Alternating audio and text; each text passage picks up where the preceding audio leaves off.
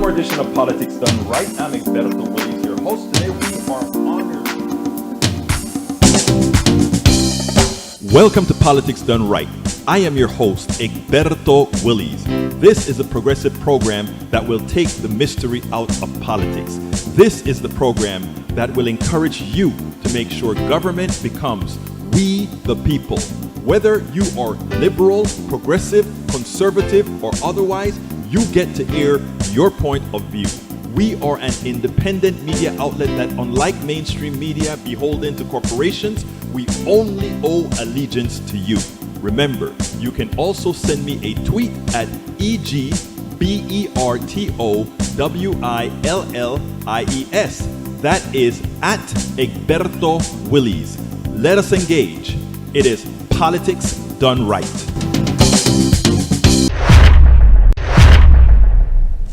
Hey folks, welcome to one more edition of Politics Done Right. I'm Egberto Willies, host. Thank you so kindly for being a part of the show. We're going to have a great show for you today. You guys know what's going on.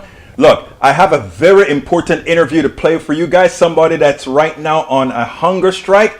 He is, well, you're going to hear about him in a few seconds. But beforehand, let me go ahead and talk to my peeps who are already on there in the chat rooms getting all busy. Michael Rodnin, you know, the regular with all that information coming in. Well, we got to get it going. So anyhow, here's what we're going to do.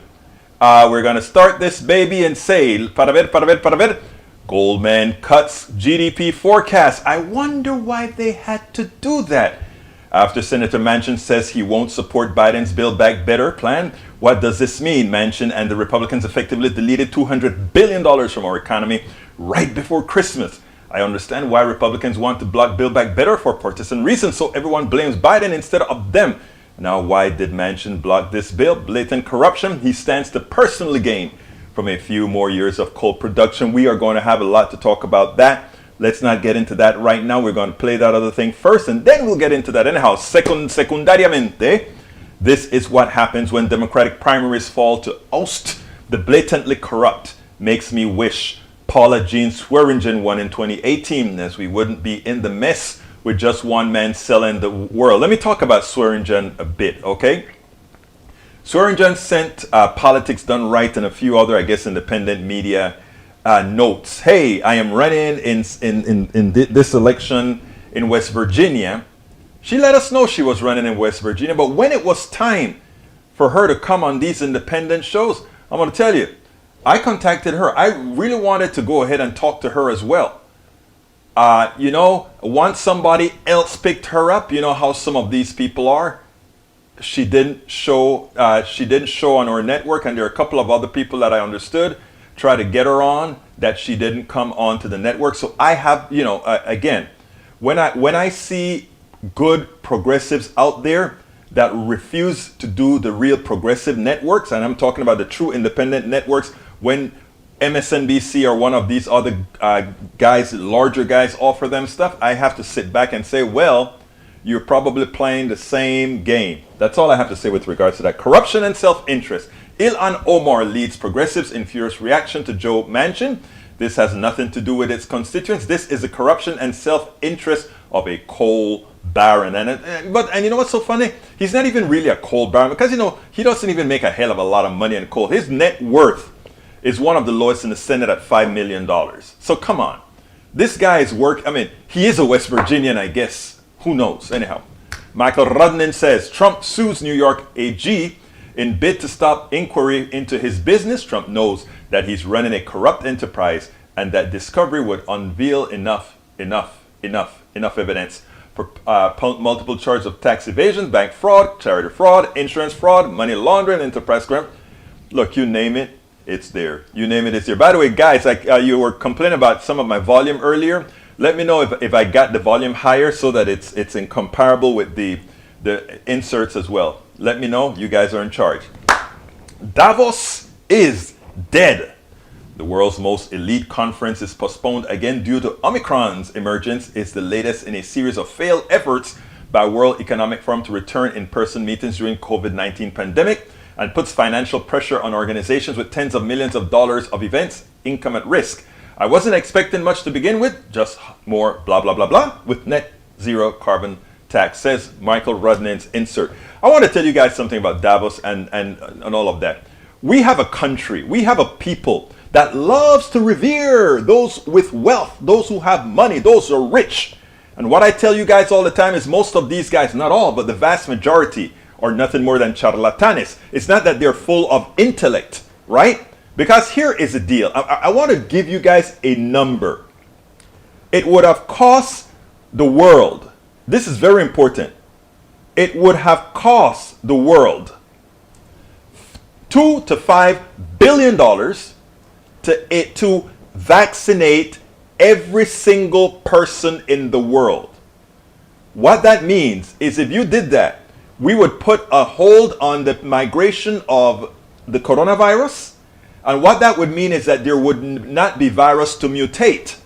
For you to have mutation, you have to have the virus. You have to have much of the virus out there mutating. Now, I'm not saying that in those select people it wouldn't mutate, but the transmission rate would be so low, the death spiral of the virus. Because remember, why is it that Ebola doesn't infect the whole world? The death spiral is so large that by the time it takes traction, it kills itself out because it has nowhere to infect. Okay? And that's the same thing we could have done with the coronavirus for $2 to $6 billion. Okay? Let's stop there. If these guys were as smart as they thought they were, you know, some of them are saying, well, look, if we put in $2 billion there, that prevents us from making $300 billion in sales of vaccine to the countries who can afford it.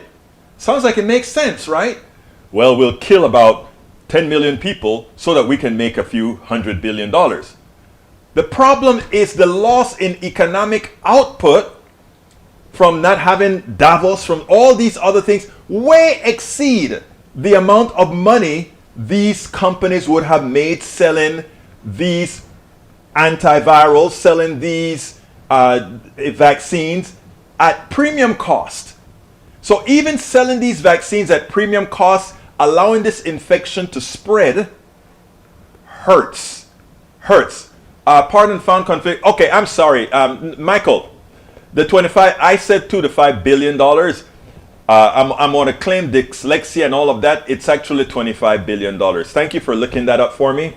And like I tell people on this show, when I screw up, when I make a mistake, I have a posse here that are always checking the numbers. And I make sure to make that correction because we are not putting misinformation out here.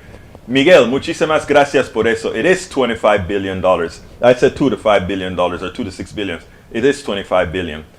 But it still is, think about it, that investment, as opposed to, let's say, making profits of $2 to $3 to $400 billion on premium costs for the vaccine, would still exceed the trillions that are going to be lost because of a spreading infection going on and on and on and on again. Again, like I said, being rich, being wealthy does not mean having intellect. Okay? Doesn't mean intellect. It just, and there's another thing we have to know about a lot of the rich people. There is a pathological problem there. It's a pathology there that, I mean, you can't do any more after you reach a certain amount of income. Anyway, we digress. Welcome aboard AVQ. Welcome over. Peggy Lopez says, hi all, here today and going off grid tomorrow until after Christmas. See you next week. You will be missed, Peggy Lopez. Oshana Katranaidu, good day. Welcome. New customer. Customer? I'm not in WCSC net anymore. This is Politics Done Right. New member. Welcome aboard. Oshama Katranaidu. I can't say that. Forgive me for bastardizing your name. ABQ says, Peggy, off the grid, vacation or troubles. Peggy also says, but vacation. I got you, Peggy. Maywood says, hello from Long Beach. How is everyone today? Everyone is doing fine. Michael says, Egberto Manchin's worth $5 million. He is adding $500,000 every year to his net worth just from his corrupt coal investment. Joe Manchin, who is holding up crucial climate change initiatives in Biden's reconciliation bill, collects $500 a year from coal stock dividends. There you go. Again, he's trying to protect that, want to get a few more millions before it's all over. All right, let's see. Maywood says, replying to Michael Rudnin. Michael Rudnin, yes, but unfortunately, those dividends are decreasing. Eric Hayes, Joe M. You like Joe M. I can see, Eric. I can see why. Unfortunately, you don't realize that he's also screwing you. But you know what? You guys, my good brothers and sisters from the right, gives me that necessary power to inform others based on your misinformation, because it is so important, because we know if you feel that way, there are so many others that feel that way as well. Anyway, it's time for us to say to El Senor Joe Madison from the network, SiriusXM network. He's one of the stars at SiriusXM. Well, he decided to go ahead and do a hunger strike for what we're having here, the problems with the that they refuse to pass the voter bills, and there are too many networks not taking so seriously how important it is for us to get voting rights legislation. Because we can talk about Build Back Better, we can talk about everything, but unless we get voting rights legislation, what we would get is exactly what Benjamin Franklin said. We can have a republic. The problem is, can we hold on to it? Can we keep a representative democracy when the nature of rulers have been from kings and dictators? If you doubt it, take a look around the world, including from England, the genesis of what we have here as America. So anyhow, let's go ahead. I caught up with Joe Madison. He was in Beaumont, Texas when I first texted him. And he said, Egberto, I'm leaving Washington, D.C. to go to a commitment I had in Dallas, and I'm stuck in Beaumont, Texas on a trip, then ride on to Dallas. And then he did the interview with me from the Dallas airport. He was so kind, and he said, you're the first one that I'm giving my feelings about the Senate going on recess immediately after not voting on the voting rights bill. So without further ado, here is El Senor Joe Madison. Right, Well, you know what? It seems like I need to re-cue Joe Madison honored, because I mean honored. let me tell you, You know what happened? Joe Madison, also known as a Black Let me go ahead and re-cue this. I got to re-cue this because we had a problem. Let's back up. Joe is in Dallas. We had a problem that Windows 11 was automatically installed. I thought I told Windows 11 not to install, and woke up in the morning, and guess what's on my system? Windows 11. Now I'll be frank. I like the way it looks. Looks kind of nice. Not much different, you know, but just nagging enough that it creates problems with. Let's see, what am I doing here? I need to try to get to open this stuff up so I can re-queue this baby, but I can't get it. Oh, okay, there it is. I got to get it open so I can re-queue this, because as it turns out, there's a whole lot of parameters. Let's remember position, no, begin playing when it goes live. I'm going to try this. I think it is okay now. If it's not okay, you guys will forgive me. But let's go ahead and talk to El Senor Joe Madison. Welcome to one more edition of Politics Done Right. I'm Egberto Willies, your host. Today we are honored, and when I say honored, I mean honored, to have the one and only Joseph Madison. Joe Madison, also known as a Black Eagle, with his program on the SiriusXM network. Joe is in Dallas, my neck of the woods in Texas. I am in his neck of the woods, Washington, D.C. So we transpose. Welcome to Politics Done Right, Mr. Madison. How are you doing today? I must be honest with you. You just got me at full time, and I'll tell you why. Okay. Last night, and to the wee hours of the morning, the United States Senate could not come to an agreement on voting on the two Voting Rights Act. And now they have kicked the can down the road until after January 3rd. I must tell you, as I was leaving from Beaumont, Texas, because I had a commitment that I had made months before I announced my hunger strike, November 8th. And I had to, it was for a scholarship fund for the NAACP youth.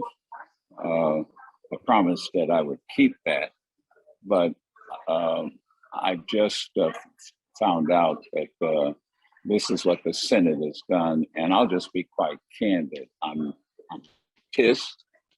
I am beyond disappointment. And my first initial thought, and I've not shared this with anyone because I just happened to get the announcement a few minutes ago, is that clearly what they have done is put their concerns, their rules over the right to vote, not only for African Americans, but for all of us. And the sad thing is, and people ought to know, they confirmed several ambassadorships. They confirmed several judgeships. And you would think with an issue such as voting rights, which is nonpartisan, that they could have simply taken a vote and put the filibuster aside. Now, of course, the Republicans are equally to blame because not one of them would even vote to protect our rights. So you're getting my visceral reaction to this news. And let me say on your program right now that I'm going to continue this hunger strike. Oh my God, that's I am. Joe, I was going to ask you that because I'm concerned now because you've been at this for a long time now. You've lost a lot of weight. Let me interrupt. Yeah, I've gone from 194, I guess, let's see, before I left DC, I was down to 169. But let me tell you, and I'm saying this to everybody, don't be concerned about me. You better be concerned about this country. Right. You better be concerned about democracy. That's what you really should be concerned about. Now, people have sacrificed a lot more than food to get our voting rights and to maintain them. And I appreciate people's concern. I appreciate people's love, and I appreciate their support.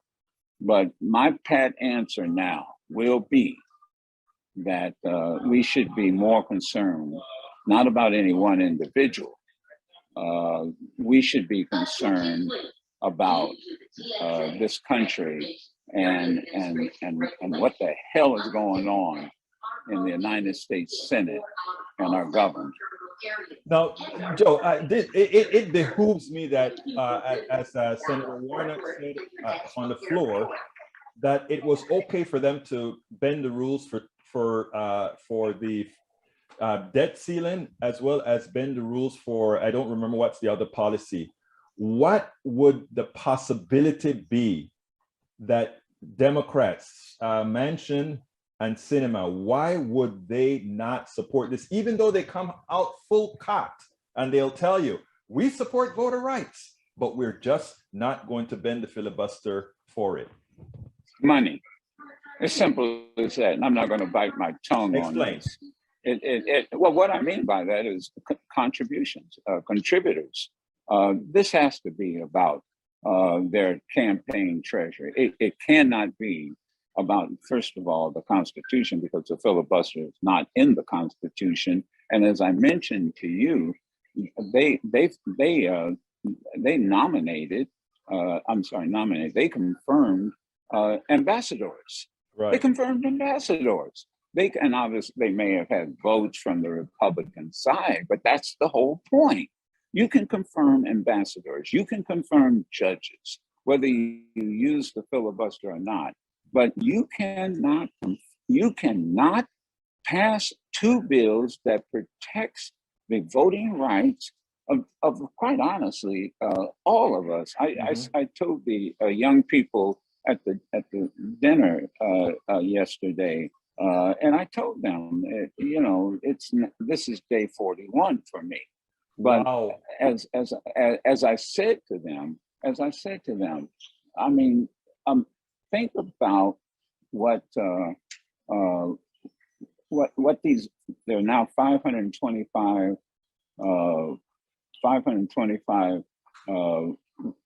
laws that have been introduced in practically all Every the states. state. I think Yes. 40, every state now. Maybe it's all every state now. I mean, to the point where there's poll taxes in Maine and New Hampshire. So if you're a student and you want to vote, choose to vote in Maine or New Hampshire and choose that as your domicile, you know, you have to register your car. Yes. You know that in your state, in Texas, you know that they got rid of drop boxes. Yes. and In Harris one County. drop box. Thank you. And some people have to drive 10 miles to drop their ballot in a drop box. And where I'm now in Texas, throughout Texas, as you know, you can use a hunting license to register to vote, but you can't use a school ID. Yeah. A student ID. And it goes on and on. Wisconsin, senior citizens in nursing homes have to get up out of their bed, leave the nursing home, and go to the election clerk to register to vote. This is about nothing more than to suppress voting rights in this country. And so, you know, like I said, no, I'm not. I'm going to continue this hunger strike. So that means that, like Thanksgiving, I will on Christmas. on New Year's, and until they come back on January 3rd. And I agree with Martin Luther King III. And when he said, don't even think about celebrating his father's birthday if you don't have these voting rights bills passed. It would be the height of hypocrisy. So I'm disappointed in both Republicans and some of the Democrats, particularly Manchin and Sinema. And my charge to everyone is you should put the heat on them. I mean that. Put the heat on them, and let them know how disappointed we are, and that and so that's where I stand. Now, let me ask you, Joe, are you going to continue to do your program every day of the week in this state? Because I know that you must be. It's difficult. I can see that it's difficult on you right now. As long as I physically can, you know, the answer is yes. And if for some reason I find that I can't, I'll call you. Okay, great. I'll be here to. I'll be here for you. But let me just say, I am concerned that, let me tell you, you're a valuable asset to the movement. And yes, we want the hunger strike as an example of the movement. Somebody of your stature doing that plays a role. But we also want you around, brother. Look, let me, and again, I say I appreciate that. But let me also say, you know, John Lewis was valuable to the Voting Rights Act, and he almost was beaten to death on Bloody Sunday. Goodman, Schwerner, and Cheney, these are college students. Right. They were valuable. Hey, on Christmas Day, when people on Christmas Day, I want you to remember a couple, Reverend Moore and his wife. They were involved in voter registration in Florida, in a county in Florida. And on Christmas Day, the Ku Klux Klan, because Reverend Moore was doing voter registration, and he was head of the NACP in that county. They actually burned his house down and killed both Reverend Moore and his wife on Christmas Day. They were valuable. Right. So that's why I say is that people have sacrificed a lot more than solid food, and these senators need to hear from us, and they need to understand that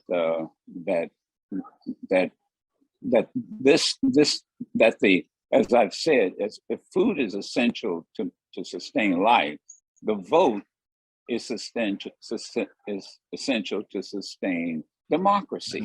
And they passed it up. Mm-hmm. They actually passed it up yesterday and into the wee hours of the morning. And so I think the next thing, you know, and I'm not trying to be cute about this, but you know, when I watch young people using their social media, and isn't it fascinating how a kitten scratching its ass can get 1 million hits? And you know, and we have to get serious about this. I agree. Yeah, we really have to. And these members, and here's the deal: while they're home, we should be in front of their houses. We should be in their offices. We should wear their asses out.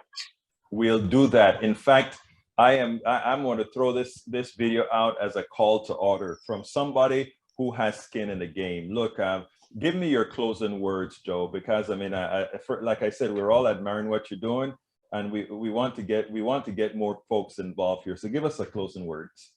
My closing words are very simple, and someone said this a long time ago, that there is a difference between a moment and a movement, and all movements, and the difference is that all movements require sacrifice. All movements require sacrifice. People sacrificed in South Africa to have the right to vote. People sacrificed during the women in the suffrage movement. They went on hunger strikes. They sacrificed. During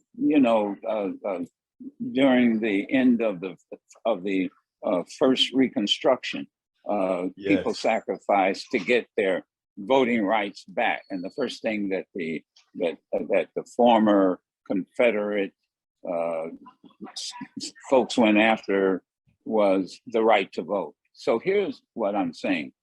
It doesn't take a lot of sacrifice. It really doesn't. To pick up the phone, use social media, march, demonstrate, whatever it takes to get these bills passed. John Lewis would expect it of us. Rosa Parks would expect it of us. And as Martin III said, his father would expect that of us. Joe Madison, the Black Eagle, thank you so kindly for having been on Politics Done Right. We are going to make sure to get your word out, my brother. You are part of the necessary part of the movement, sir. Well, I appreciate, and what you're doing is important because, you know, people could ignore this situation, but thank goodness that you're there doing what you're doing. I appreciate it. I really do. Thank you so much. You have a safe trip. A safe trip. Okay. Okay. Promise. Thank you.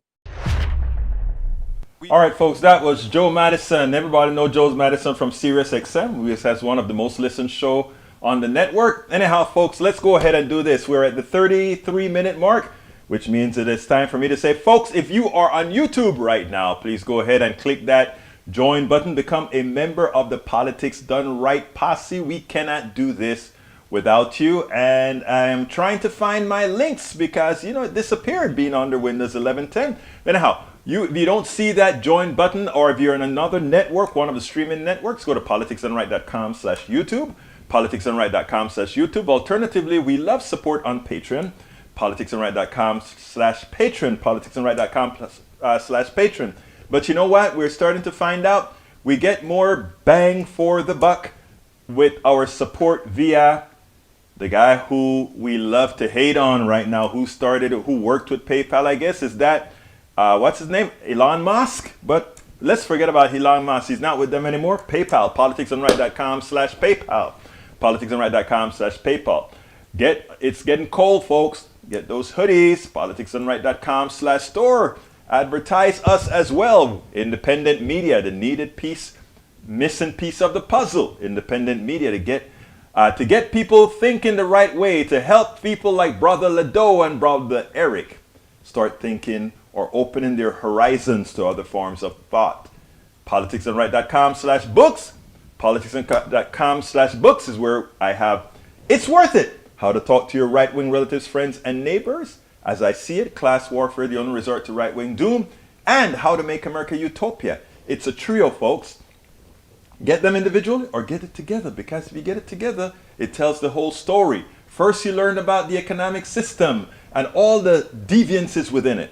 Then you learn how to convince others to listen to you about what you've learned about the economic system. And finally, we have to have hope. Not hope, but hope with values. Hope with, we know what we're talking about. Utopia. We can create our own utopia. So check it out. politicsandright.com/books. politicsandright.com/books. Okay, I'm done with that now. You guys can click that join button. Help out however you can to make sure we keep this stuff going. Independent media.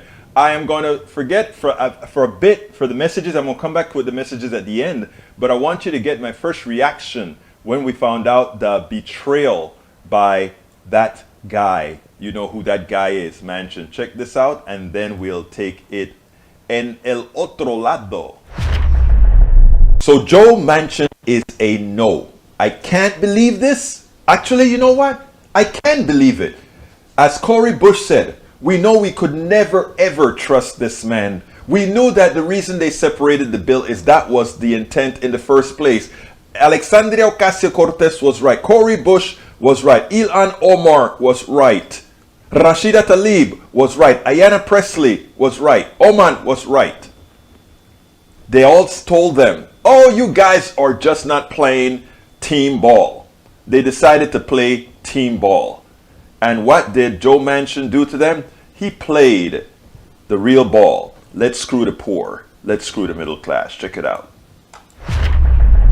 Senator, you're at the center of this negotiation with the president over his social spending and tax bill, the Build Back Better bill that is not coming up in the Senate before the new year, in part largely because of your reservations. Without you, the leadership doesn't have the votes it needs. So today, right now, what's the state of play? Well, Brett, you know, this is a mammoth piece of legislation, and I had my reservations from the beginning when I heard about it 5.5 months ago, and I've been working diligently every day and every minute of every day. I've been working on this, meeting with, whether it be the President Biden, whether it be Majority Leader Schumer and his staff, whether it would be with Nancy Pelosi, all of my colleagues, I mean, from all different spectrums of the political spectrum, if you will, from the right to the left. I've done everything humanly possible.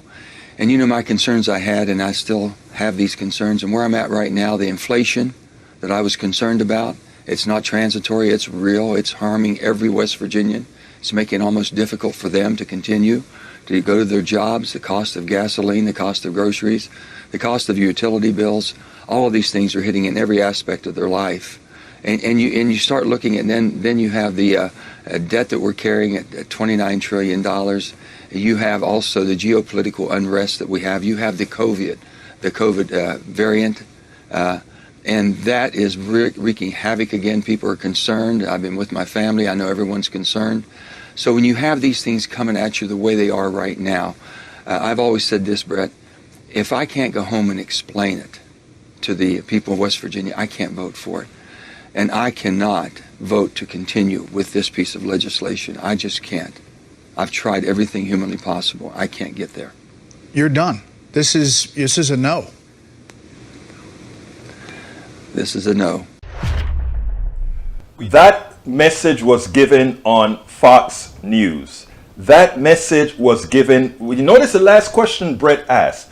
Does this mean, Joe Manchin, that you're done? And Joe Manchin says, yes, I'm done. Exactly what that means. That was a message to the plutocracy. That was a message to the oligarchy. Okay, guys, we are not going to give any kind of social programs that would put your enslavement of people through work in a particular manner. In other words, we will be able now to pay them whatever. We don't have to give them child care. We don't have to give them medical care. We don't have to give them anything. And the state is not going to give it to them either. And you know what that means? They just going to have to drag their butts to work at whatever slave labor we are going to give them. Understand what he's saying. Notice in his reasons for no inflation. Well, if inflation is going up for your West Virginians, you know how you explain this bill to West Virginians? Yes, West Virginians, inflation's going up because those in the oligarchy with pricing power, they are the ones increasing the prices. But we, the federal government, we the people, we are going to give you back some of that cash that they stole from you. So therefore, that $300 child credit that you've been getting, we will make sure that it continues. It ends now because Build Back Better is not in effect, but ends now. Well, you know what I'm saying to you instead? I'm saying, screw you, West Virginia. Screw you. I am the second poorest state in the country, and I'm going to give you nothing. And then I'm going to say, I can't explain it to you. Yeah, you can't explain why you're going to give them nothing. You can't explain why you're going to give anybody nothing. The fact of the matter is, this move is a move directed by a plutocracy that is fearful of a progressive move in a country that will finally force the plutocracy, finally force that 1% that is working on your backs, that has their knees on your neck. Finally, tell them, you know what? You guys keep increasing prices. You guys keep doing the rest. We're going to tax the holy hell out of you to make sure that we have an equitable society, so that you can't use your pricing power to kill, so that you can't use your monopoly power to demand, to force people into this new form of antiseptic slavery. Folks, that's what it's all about. Now, a lot of people are going to be, oh my God, throw their hands up in the air. We cannot vote anymore for Democrats or whatever. Let me tell you what that means, folks. You can't allow that to happen. You have to continue the fight. You have to elect more progressives in 2022 and 2024. We have to do it right. Don't ever let, they want to bust your faith now. Do not allow that to happen. This is a loss of a battle, not of a war. A lost battle, not a war. A war is made up of many battles, and the person who wins the last battle wins the war. Anyhow, mira, señores, yesterday, I'm coming to the messages. I'm going to try to get, but I need to get this other video in and talk about Manchin as well. Here's the deal. Anan Hiradas, he got a perfect statement on MSNBC when he was speaking about Manchin, and he spoke about this before Manchin said no, right? He spoke about this before Manchin said no. And I went ahead and I put it together into a little piece, and voila, I woke up, actually I think it was last night, I noticed, hey, I guess after he got off the show, I mean 2 days after the show, I printed this stuff, and he went ahead and retweeted it. So I guess he concurred with the analysis of the statements. Let's go ahead and do that, and then take it on the other side. This statement by Anan Hiradas is really apropos, especially now that Joe Manchin has officially shown his colors. I don't give a damn about those who this country was built on. I don't give a damn about making things right. I don't give a damn about supporting all Americans. Check this out, and then we'll take it on the other side. Many of the programs and safety nets put in place at the start of the pandemic are ending as well. In just a few weeks, 41 million Americans will have to start paying their federal student loans again. Payments were suspended back in March of 2020 to ease the financial burden brought on by the pandemic. And the federal government just sent out its last round of coronavirus child tax payments for the foreseeable future. For the last 6 months, many parents were getting at least $300 a month per child. The federal CDC eviction moratorium expired in October. Joining me right now is Anand Giridharadas. He's the publisher of The Ink and author of Winners Take All, the elite charade of changing the world. So Anand, people, they're losing their coronavirus safety nets, but this coronavirus isn't going anywhere. This is all happening on the Democrats' watch. Is this a bad look, especially ahead of the midterms next year? Well, it's a bad look ahead of what's going on in people's lives right now. The President of the United States has a saying that I love, which is, don't tell me your values, show me your budget, and I'll tell you your values. So as the year ends, let's look at what America has been willing to spend money on this calendar year and what it has been reluctant to spend money on. They are willing to spend money to send your kids to their death in war. They're just not willing to spend money to keep them alive and thriving with healthcare and education and food via those child payments. They're willing to spend money to build schools in Afghanistan, or at least they were for the last 20 years, just not to spend money to have your kids get an education, get daycare, get universal pre-care, maybe you to get retrained in community college. They're willing to spend money, as we saw, to fix bridges, but they're not willing to spend money to relieve your debts so you have some vehicle, can afford a vehicle, to drive those across those bridges. So we are seeing that there are many things in this country that continue to be priorities regardless of what the budget is, regardless of what is happening. But in a global pandemic, amid a severe threat to democracy itself, they are unwilling to act to protect the freedom to vote for leaders who will deliver for us, and they are unwilling, as those leaders, to deliver for us. I mean, student loan forgiveness is something Democrats have been running on even before the pandemic. So what are the obstacles to extending that? Well, the student loan forgiveness is a very good area for you to bring up, because it actually is one area where the president could do a lot unilaterally, has sought legal guidance, and by all accounts has quite a bit of authority to do something remarkable. I can assure you, knowing a lot of people who have organized on that issue, if you had a student debt jubilee in the coming months, there would be, a party in the streets for days in this country like we have not seen in a long time, hopefully socially distanced. And it would be probably pretty good politically to make millions and millions of people feel a sense of hope that many of them have not had since they took on those debts. And so, Joe Manchin, who you were talking about before, can't be the sole alibi for why things are not getting done. There are things the president can do. But on things like Build Back Better, which has now gotten kicked into the new year, on things like voting rights, Joe Manchin is very much, as you pointed out, a factor. And I think a lot of us, as we get into the holidays, are pretty sick of Joe Manchin being America's kind of cruel, gaslighting boyfriend. And there's going to have to be a reckoning about whether one man who clearly, and I'm not kink shaming here, but clearly has a sadistic enjoyment of withholding help from the American public, whether that man is going to be the person who dictates whether your family has any peace, tranquility, and prosperity in the new year.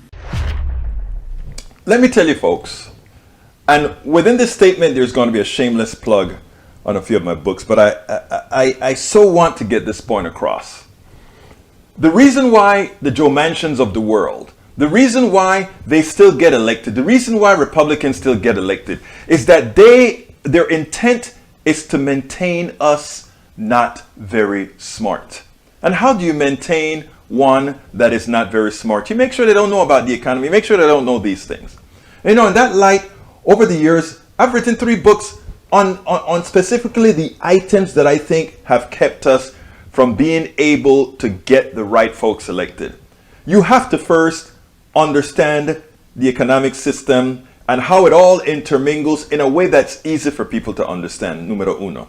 You also have to be able to talk to those who are completely diverse, completely different in the opinions that you share, that they have. You have to be able to cross that bridge to talk to them. So there are techniques to do that. And lastly, you have to be able to imagine what the society could be. And I wrote 3 books on these issues. As I See It, Class Warfare, The Only Resort to Right-Wing Doom. That book was there to tell folks, this is how the economy works. This is why the patent system is screwed up. This is why we've been taking advantage for all these years. The second one I wrote was called, It's Worth It. How to talk to your right-wing relatives, friends, and neighbors. Because it doesn't matter that everybody has got to know so that we can actually vote in concert to elect those who will really go out there and serve us. And then the other one is imaginary. Imagine, in other words, how to make America utopia. how to make America utopia, take away the system from those who, take away the economy from those who rigged it. It is so important that we understand what's going on so that these charlatanes cannot continue to do this, what they're doing. So that Build Back Better, which is just a beginning of what we really need to make a real society. We have to be there to bring people along. We have to be there to have people where they can land and say, you know, I've seen the light. I've seen what we as a society need to do. It is just amazing that, as Anand said, one man, and it's really not one man, folks. I want to let you guys know that Joe Manchin is doing what he's doing because he really has the backing of several others who are holding the water for the plutocracy. Let's not just blame Joe Manchin. Joe Manchin is a face. He's a strong man that is willing to take the fall. But there are a lot of others. We have to make sure in 2022 and these other years not to be fooled into a complacent, we can't accomplish anything, but we have to teach our fold. We have to imagine, and we have to go out there and understand that we the people are still we the people, and we can make the changes if we really forget about just emotions and do what it takes. Do what it takes, folks. But, you know, here's the pathetic thing. As I was preparing the show, I came across an article. And I mean, it was right out of the 1980 Reagan's day. You remember the fat black woman that was a welfare queen? Whoa, it's funny because Reagan was only talking about the fat black woman as a welfare queen. But you know what? Manchin did worse. Senator Joe Manchin told colleagues he believed parents would use child tax credits to buy drugs and people would abuse paid leave to go hunting, report says. Joe Manchin told colleagues he believed Americans would abuse benefits in Biden's spending package. Manchin said he thought parents would use child tax credit funds to buy drugs, HuffPost reported. The West Virginia senator killed any chance of the bill passing in its current form. Senator Joe Manchin privately told his Senate colleagues he believes that. I want to tell you guys what that means. And if Democrats don't run with this, if they don't run, well, the independent media will. I'm sure TYT probably is going to jump on this immediately. I'm pretty sure the Majority Report is going to jump on this immediately. I'm pretty sure Brother Tim Black is going to jump on this, even though Tim Black is probably going to take he doesn't really give a damn attitude on this. But let me tell you this. You realize that example that he gave there, it doesn't fit a group of people that America don't mind dogging, you know? Whenever America wants to stereotype a particular group of people, you know what they look like. They're those kind of the brown people, kind of the black people. You know, it's okay to stereotype them, and you know everybody loves it because you know, it's not me. Look at them. But look at the example Joe Manchin did. He said parents would buy drugs and go hunting. He's talking about West Virginia. He made a mistake. He looked at West Virginia. What is a big drug problem in West Virginia? Everybody going out and buying those kilos. What do you call them? You know, those uppers. They're all buying these pills, and they're also hunters. The guns. You know, you don't see the guns in the blue states. The hunters, a bunch of hunters in the blue states. So he hit home. You know, he hit home.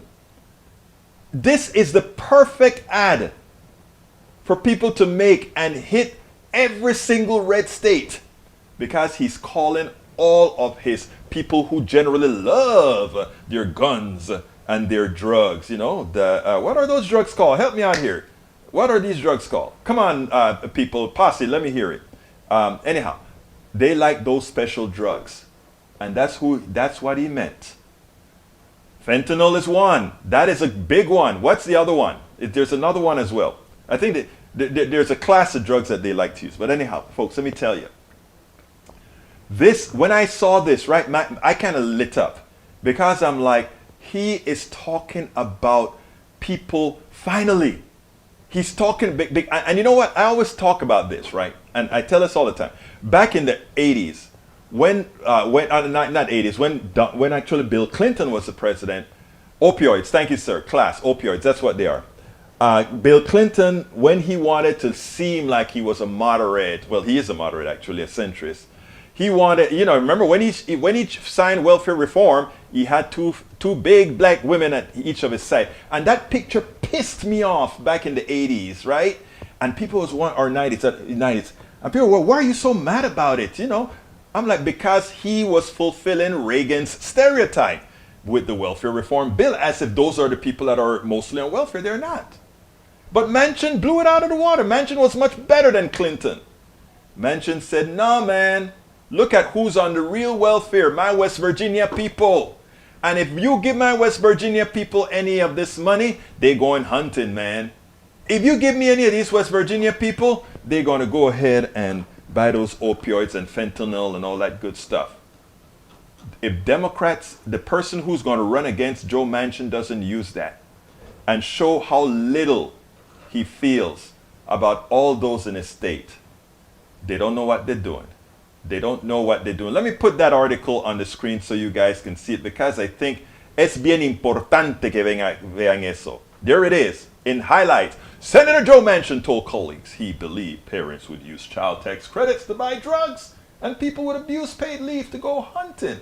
I mean, when he said go hunting and drugs, and we can associate that with West Virginia, I want people, the reason I repeated myself here, I want you guys to inculcate that in your minds. All my posse, start putting this out.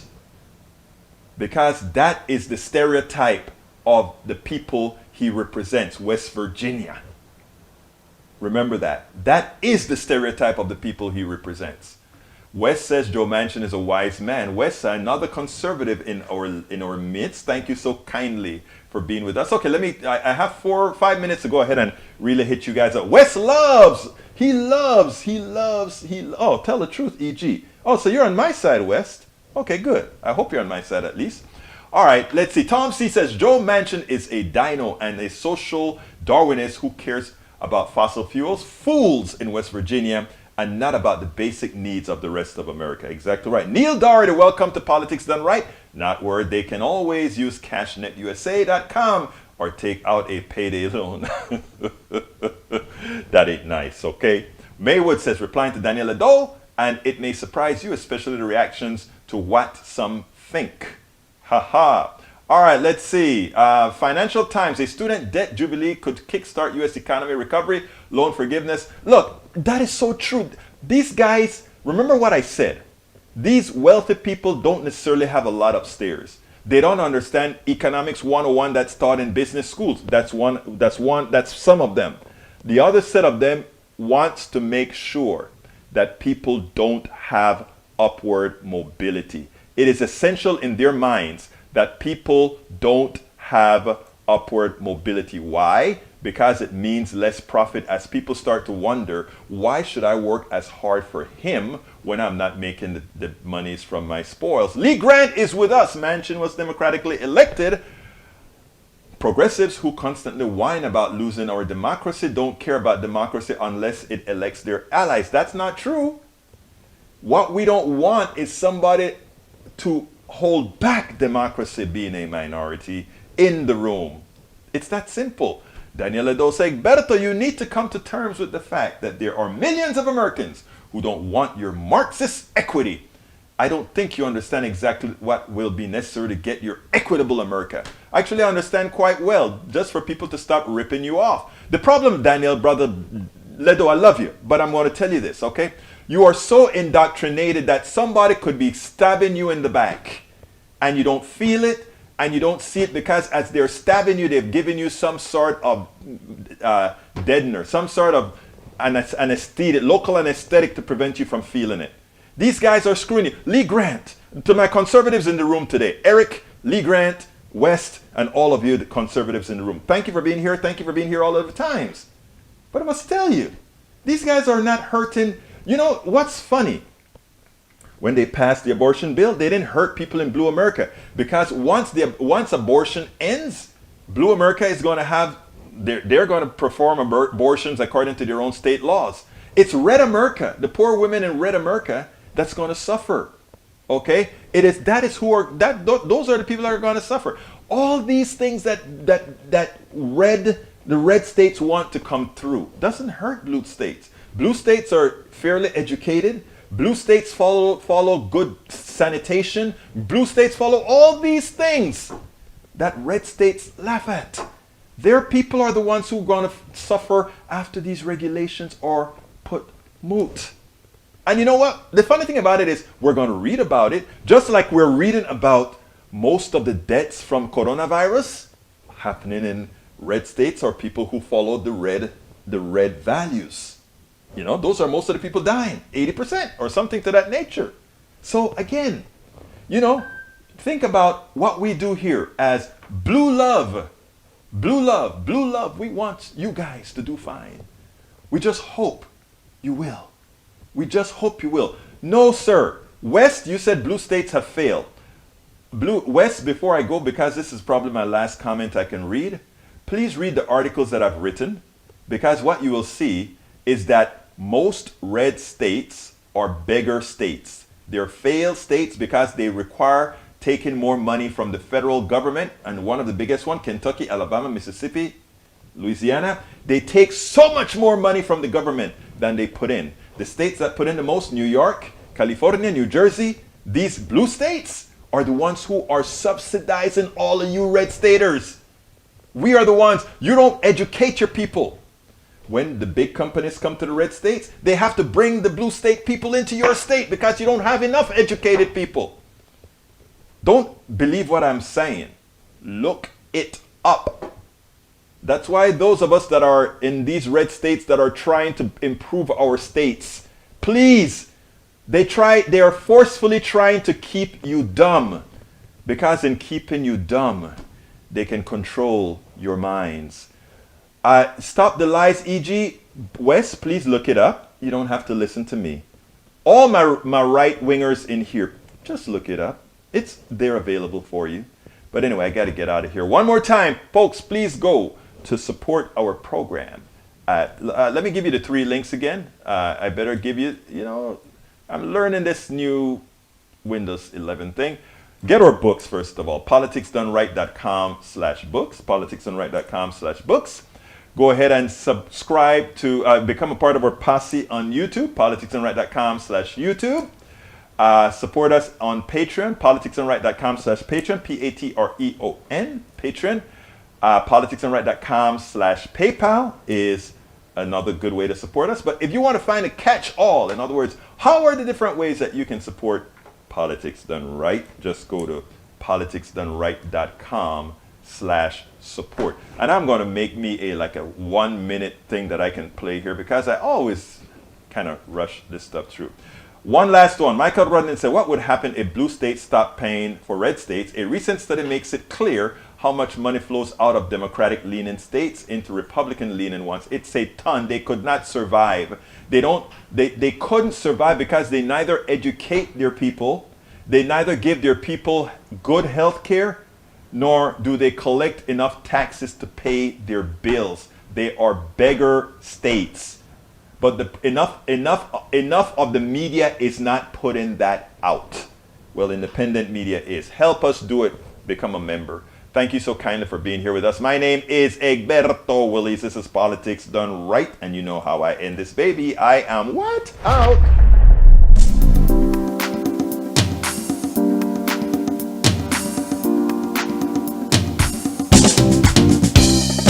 Welcome to Politics Done Right. I am your host, Egberto Willies. This is a progressive program that will take the mystery out of politics. This is the program that will encourage you to make sure government becomes we the people. Whether you are liberal, progressive, conservative, or otherwise, you get to air your point of view. We are an independent media outlet that, unlike mainstream media beholden to corporations, we only owe allegiance to you. Remember, you can also send me a tweet at EGBERTOWILLIES. That is at Egberto Willies. Let us engage. It is Politics Done Right.